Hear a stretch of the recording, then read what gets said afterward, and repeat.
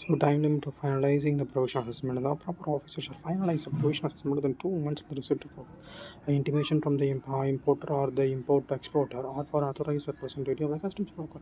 The chemical or the test report where the provisional assessment is ordered for the reason.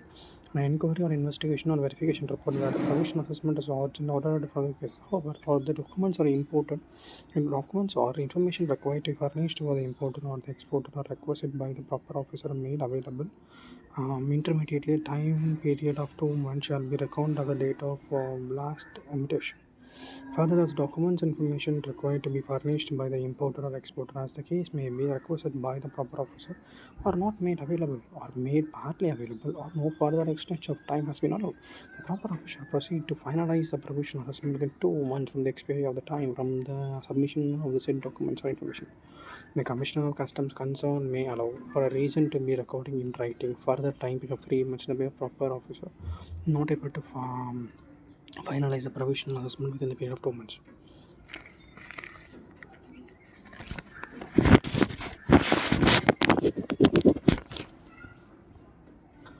This regulation would not apply in the case of a provisional assessment where the board has issued direction to keep that pending. Manner of finalization of provisional assessment. The provisional assessment will be finalized as per the provision of the Section 18 of this Act. However, if the amount is so paid at the time of provisional assessment or after the adjustment of Section 18 to A of the Act shall fall short of the fine duty finally assessed or reassessed, as the case may be, and the importer and exporter has paid or not paid deficiency. The shortfall will be adjusted after the security if not obtained at the time of provisional assessment under the intimation of the importer or exporter. However, if the amount is so adjusted or paid fall short of the duty finally assessed or reassessed as the case may be, the importer or exporter of the goods can pay the shortfall in terms of provision of Section 8. Bond executed at the time of provisional assessment with insecurity. If any of this cancelled after the finalization of provisional assessment, a security can be charged return. There is no pending dues.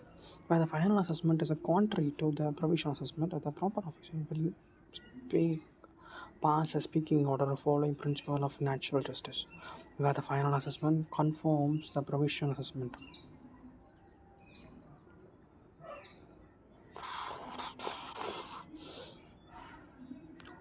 Same after ascertaining acceptance of such finalization of importer or exporter on record of inform the importer or exporter in writing the date of such finalization. Where the bill of entry or shipping bill is pressed electronically on customs automation systems and an order to be provided ascertained, the proper officer will finalize the provisional assessment on the system also consequently to the procedure prescribed in these regulations. Penalty: if an importer or exporter or his authorized representative or customs broker contravenes or any provision of the regulations or breach of the contravention, fail to comply with any of the provision of the security, he shall be liable to penalty of extent of 50,000 rupees.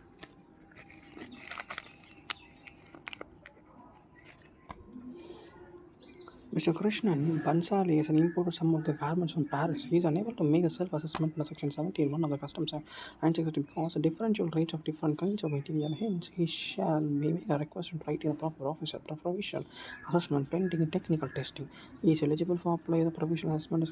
Yes, Mr. Krishna Bansal apply for provisional assessment under Section 18 of the Customs Act 1962. Section 18(1) provides that the provisional assessment can be resorted to inter alia where the importer or exporter is unable to make self-assessment under subsection 1 of 17 and make a request in writing to proper officer of assessment. While unable is not able to willing to do sufficient information to make an accurate determination of the liability. In this case of Mr. Bansal, satisfaction the critician because he lacks information necessary to classify the goods pending to technical testing. Illustration: Morris law is an importer of goods from Germany and is finally reassessed in Section 18(2) of the Customs Act for two such consignment particular following: date of provisional assessment 20th December 2022 and the date of final reassessment. Final reassessment is 2nd February 2023.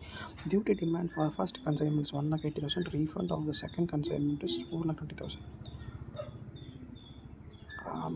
Date of refund is made by the department on 28th April and the date of payment of the duty demand.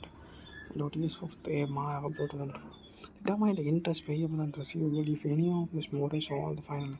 So after 3 months, you from the date of the notice, you need to pay the duty. So as per the section 118.3, the Customs Act, the importer is liable to pay interest of 15% of the notification 3316 cost 1st March 2016 on the payable on the consent of the reassessment order as the first day of the month in which duty is provisionally assessed. So in the case of 15 months into 367, also if any of the amount refund consequent reassessment is not refunded in 3 months of the date of reassessment duty, interest is payable to importer on a refunded amount at the specific rate at the date of the refund such amount in section 84. Since a given case, a refund has been credited made on the 18th to date for April 2023. Within 3 months from the date of reassessment of the duty of 2/2/23, the interest is not payable to Maurice Law on the duty refund on the respect of second consignment. Customs audit, section 19B.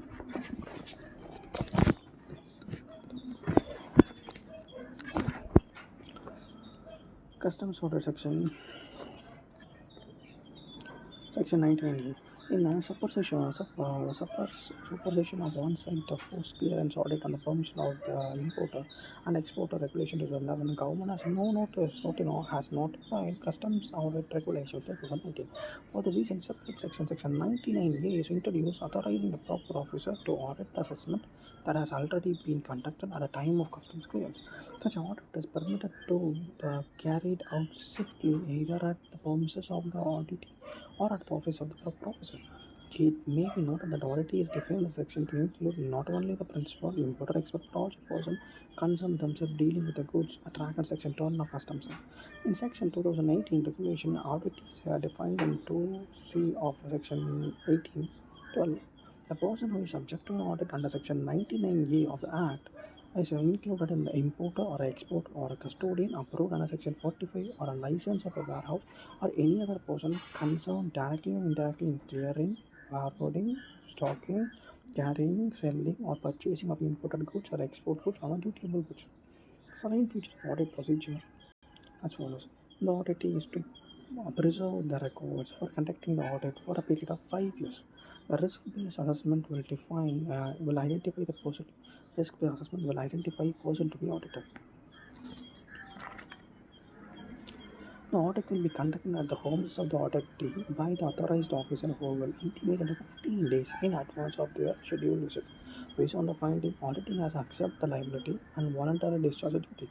Interest and penalties are acceptable. Assistant of the exporter can be availed for conducting the audit, such as CA, CWA, IT professional, with permission of the principal commissioner or commissioner of customs. The contravention of this regulation attract penalty of Rs 50,000. Type of audit: transaction-based audit and promise-based audit. Transaction-based audit and promise-based audit. Under this new scheme, transaction-based audit, promise-based audit, transaction-based audit, under the transaction-based audit or transactions are audited. It may be noted that transaction-based audit may subsequently be converted into promises-based audit. Promises-based audit. The new provision of the Customs Act under Section 99A of Customs Act 1962 has extended the scope of promises-based audit by including other entities who are concerned with the import or export in PBA or the promises-based audit. The customs should review the import and export over a given period and check all the relevant commercial records, including financial statements, contracts, and to verify the particulars given records, declaration, and the promises-based audit should enable the department to bridge the communication divide and ensure also in certain area of partnership with trade. Further, board may also select the criteria of themes of audit. Selected criteria of audit.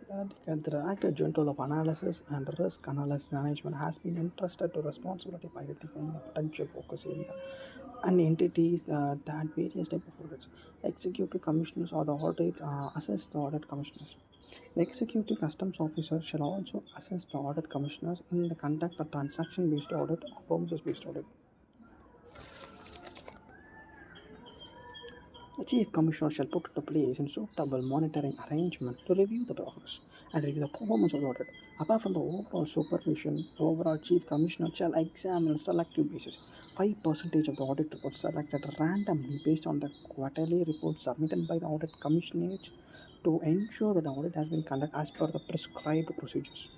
Circular 229 2019, cus dated 8th January 2019. Clearance of goods. Once the customs checks and payment of duty is complete, customs officer allows a clearance of goods. Section 47 provides that where the proper officer is satisfied that the goods entered for the home consumption is not prohibited and appropriate imported goods and any changes payable therefore has been paid, charges payable has been paid, he can make an order permitting clearance of the goods for the home consumption. Such order may also be made electronically through one customs automated system on the basis of the risk evaluation through appropriate selection criteria. However, the central government may permit certain class of importers to make default payment of such duty or charges in such a manner as may be provided by the rules. In respect of the central government may permit the following class of importers to make the default payment of import duty. Importers certified under the Authorized Economic Operative Programs (AEO) and AEO Tier 2, AEO Tier 3, unauthorized personal undertaking. The Authorized Economic Operator Program means Authorized Economic Operator approved by the Directorate of International Customs under the CBIC. Authorized Personal Undertaking means public undertaking approved by the Directorate of International Customs under CBIC on making the clearance order, where it is popularly known as pass out customs charge order or a bill of entry, or though a copy is produced to the custodian who delivers the goods to the importer. These orders will be passed on the customs automated systems as the basis of risk evaluation through the appropriate selection criteria as the trade facilitation measures to improve the efficiency of the trade clearance. So, one making the clearance order, which is popularly known as pass out custom charge order. The bill of entry, duplicate copy is produced to the custodian who delivers the goods to the importer. This order will be passed on customs automated systems on the basis of the risk evaluation through the appropriate selection criteria. Different trade resolution means to improve the efficiency of customs clearance. Time limit of payment of import duty. The importer shall pay the import duty on the date of presentation of the bill of entry in the case of self-assessment or within 1 day, excluding holiday from the date of the bill of entry is returned to him by a proper officer for the payment of duty in the case of assessment or reassessment or professional assessment. In the case of deferred payment, which is dates at which specified by the rules made in behalf. If he fails to pay the duty either in full or part or within the time specified, he shall pay the interest or duty or not paid in short time until the date of the payment. The rate of interest shall be not be than 10% but not exceed 36% per annum and shall be fixed on the central government. However, the interest may be paid with a CBSE public interest. In the case of default payment, such a due date has been prescribed by the rules manager, and if he fails to pay the duties either in full or part within the time specified, he shall pay interest on the duty not paid and short paid till the date of payment. Default payment of import duty rules 2016 read with the circular number 52 2016, cus dated 15/11 2016. Information about the intent to avail benefit or notification. Eligible importer intend to avail the benefits of default payment and shall intimate to the principal commissioner or commissioner of customs having jurisdiction over the ports of clearance his intention to avail such benefits who is being satisfied with the eligible importer. Allow him to pay the duty by due date as given below. Due date for default payment of import duty. Serial number goods corresponding to the bill of entry return for payment from due date of payment of duty inclusive of the period excluding holiday as mentioned in section 47 class 2. 1 to 15th of each any month goods corresponding to bill entry. 16th of the month you should pay and 16th till the last day of the month, first day of the following month. 16th till 31st of the March, 31st of March.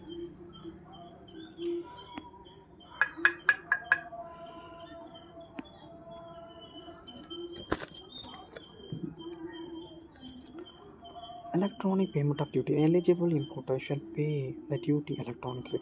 However, Assistant Deputy Commissioner of Customs may have a reason to be recorded in writing allow payment of duty by any mode other than electronic payment. deferred payment are not apply in certain cases. If there is a default in payment of duty by a due date or more than once or 3 consecutive months, the facilities of deferred payment will not be allowed unless a duty of interest has been paid in full. The benefit of deferred payment of the duty will not be available in respect of the goods which has not been assessed or not declared by the importer of the entry. Mandatory electronic payment of duty. The central government has notified the following class of importers who has to pay customs duty electronically, namely importer registered under the authorized economic operators. They have to pay electronically. Importers paying customs duty of 10,000 or more in the bill of entry electronically. The board has set up a dedicated payment gateway called icegate through which the payment ought to be made. The importer need not produce any proof of payment for the clearance of goods in case of e-payment. Faceless assessment. The trading facilitation is a key enabler for simplification of producers and reduction of barriers of trade. In India, CBIC has been of a forefront of taking initiative aiming of catalyzing economic development through transparency, harmonization, predictability, and automation in trade. This aim has been to reduce the time and reduce the cost of XM community to help them become more competitive in the international area.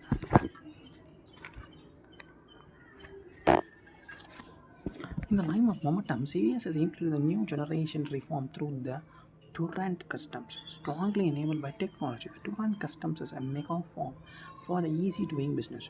The flagship initiative stands on the pillars of faceless, contactless, paperless customs. These forms will help India to take substantial leap forward towards faster, cheaper customs clearance of import goods. The key enabler of Turant Customs is a faceless assessment. It will help roll out in the faces and current of the entire country. This may enable the uniform anonymous customs and reduces interference between the trade and customs officer. Faceless assessment is a component of a Turant Customs program. It's a path-breaking initiative aimed to introduce anonymity and uniformity in customs assessment and pan-India. Journey towards faceless assessment. The decades ago, goods imported in India were assessed by customs duty at the border by judicated customs officer on the basis of physical documents. Subsequent introduction of computers led to automation assessment. This way, followed by the robust digital risk management systems (RMS) for customs clearance with a minimum check while intending of a risk-prone cargo of assessment and examination. 2012, the customs of 1962 was amended for the introduction of self-assessment by the importers, exporters themselves. This digitalization helped the streamliness of procedures. At the dispatching assessment privilege due to interpretation issues. Customs officials recognize a dire need to provide uniformity and certainty in assessment practice. It was also clear to anomaly in assessment and load balances of import documents that are required to be assessed and would bring about more efficiency and help improve the speed of the customs clearance across India. This was a trigger for conceptualization and development of faceless assessment.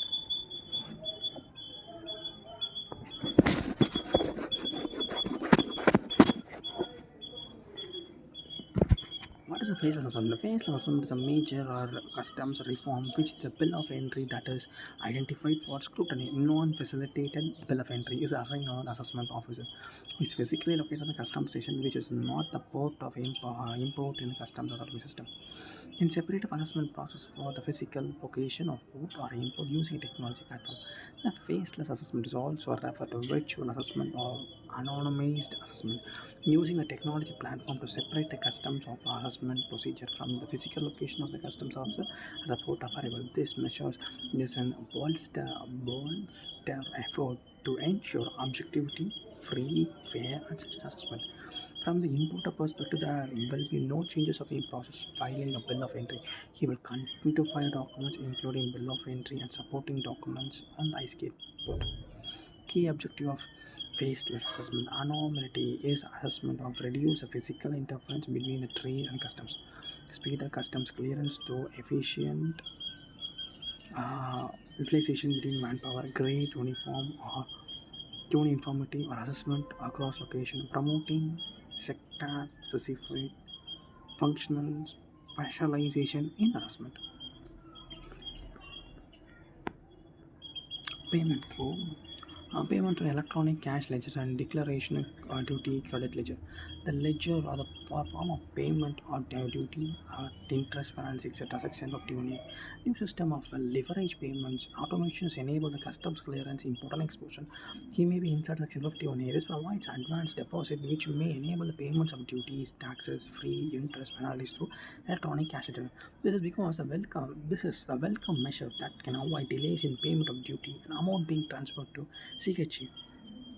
Towards payment of duty with this ECL, money can be transferred, advanced and appropriate in respect of such demand. Each demand rules of an electronic cash ledger is yet to be notified. The Central Board of Indirect Taxes and Customs have prescribed the person on whom the goods in respect of whom provide electronic cash ledger shall not apply.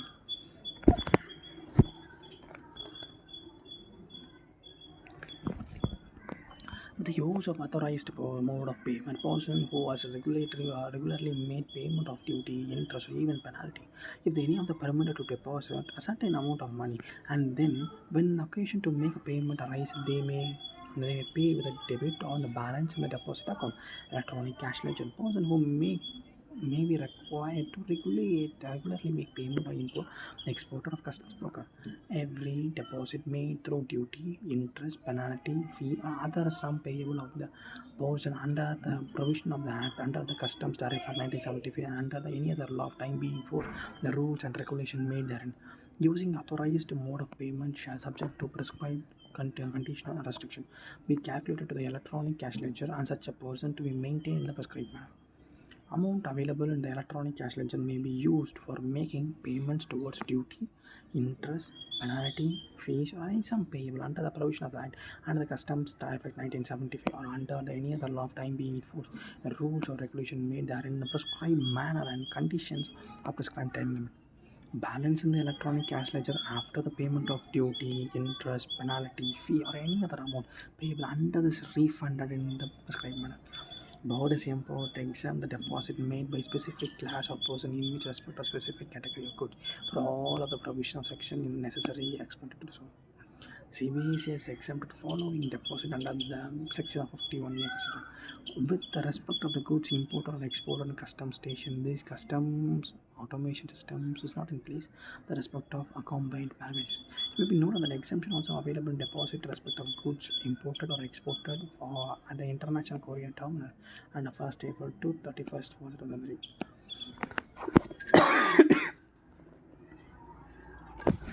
Other than those used in making electronic payments of any duty of customs, including seizures of surcharges, levy of duties of customs, IGST, other than making electronic GST compensations, pay interest, pay royalty, fees, any other amount payable under the Act of Customs Tariff Act 1975. Ledger of Duty Credit Section 551B. The central government may specify the manner in which shall ensure duty credit via notification of official gazette. In lieu of the remission of duty, tax, levy chargeable to any of the material used in the manufacturing process of goods or the carrying out of any operations of such goods in the India than the exporter. In the lieu of other financial benefits subject to specific conditions and restrictions.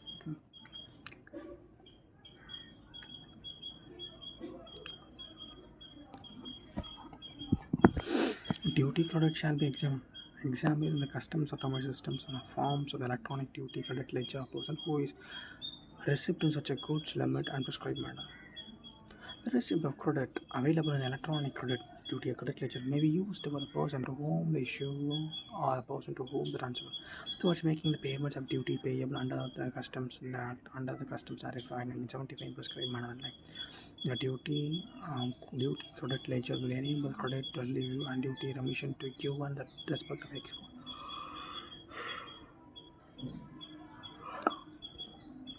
A duty credit ledger is a step of right direction of streamlining the process of availability of export benefits of removing the physical interference and also transparency and avoiding fraudulent claims. Procedure for disposal of goods not cleared. Section 48.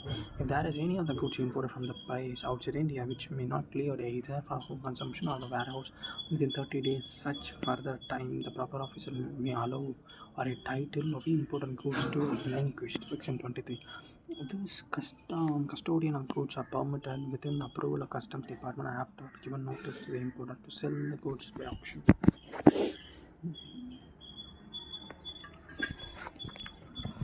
The CBI is clarified by Circular 29/2018, dated March to December 2018, that after the successful bidder has been informed about the result of auction, a consolidated bill of entry buyer price will be filled in a customs in the prescribed format by the concerned custodian for clearing the goods as per Section 46 of the Customs Act 1962, read with uncleared good bill of entry, Regulation 1972, Regulation 213. The proper officer of customs shall assess the goods to duty in according with the extent of law within 15 days of filing the bill of entry, and after assessment of inform the amount and duty payable on the concerned deputy.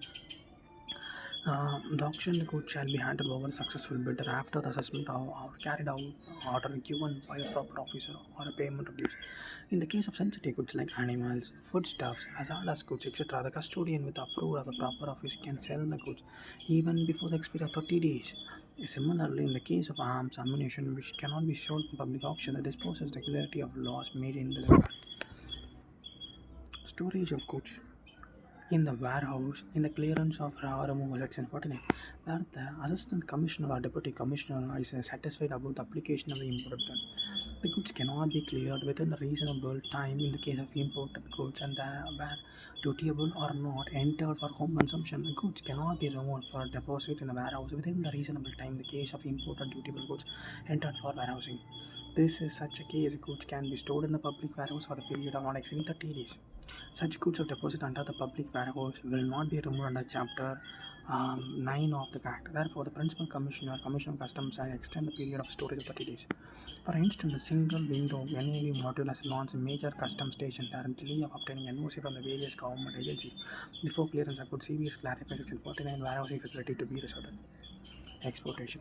Important definition: export. With the grammatical variation of a cognate expression means taking out of India, place outside India.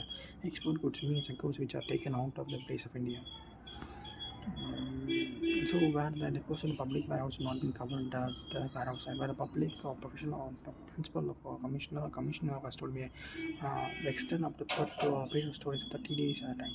For instance, single window NAC module has launched a major custom station where the delay in obtaining NOC of various government agencies before it downloads facility to be restored. Export goods. This means goods which are to be taken out of India and place of outside India. Exporter and exporter. Section 220. Relation to the any goods of time between the entry of export and the time when being exported, including owner, beneficial owner, person holding himself on the export. Control over export goods. It would be convenient at the juncture to discuss provision in relation to the export of goods as far as applies to the master or vessel office agent. The streamer agent comes into the picture only after the custom has permitted the exported goods to be shipped. The exported goods not to be loaded on vessel until the entire outward granted. Section 13. Section 13 stipulates that the export goods are not to be loaded on vehicle until the entry outward is granted. The master of the vehicle shall not begin the loading of any exported goods other than the baggage or mail bags until the order has been given to proper officer granting outward entry outwards as well. The restriction of the vessel is not for aircraft or vehicles. In the sum of landing of goods for the export, the following request to be fulfilled. The entry outwards to be granted under Section 39. The bill, shipping bill, bill of export, bill of transshipment under Section 50, let export order under Section 51, boat note under Section 35. The case of vessel is arched away for the wharf and the goods are sifted in the boat to vessel. Export goods not to be loaded unless duly passed by the proper officer. First and foremost, duty cast by the person in charge of conveyance under Section 40 of the export goods are not to be loaded unless duly passed by the proper officer. Person in charge of conveyance shall not permit the loading of the custom station.